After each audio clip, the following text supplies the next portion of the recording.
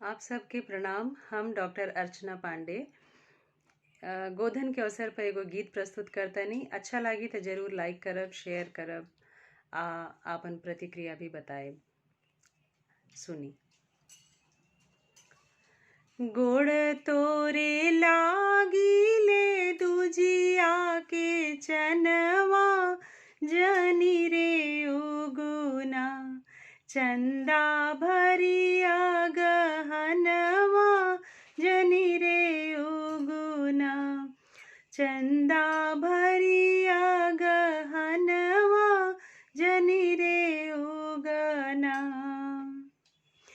तोहरा के देखिए चंदा ससुरु हमार, भेजा रे दीहे ना हमरा गवना के दिनवा, धरा रे दीहे ना चंदा गवना के दिनवा, धरा रे दीहे ना।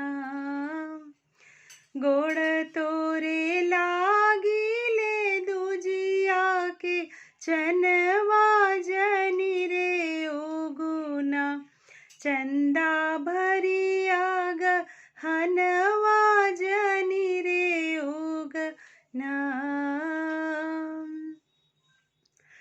तोहरा के देखिए चंदा भसुरु हमार, भेजा रे दीहे ना हमरा गवना के दिनवा, भेजा रे दीहे ना हमरा गवना के दिनवा, भेजा रे दीहे ना।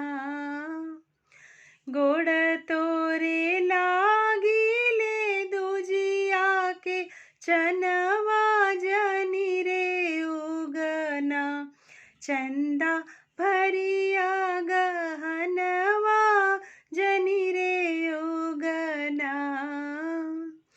तोहरा के देखिए चंदा सैया जी हमार, भेजा रे दीहे ना हमरा गवना के दिनवा, धरा रे दीहे ना हमरा गवना के दिनवा, धरा रे दीहे ना।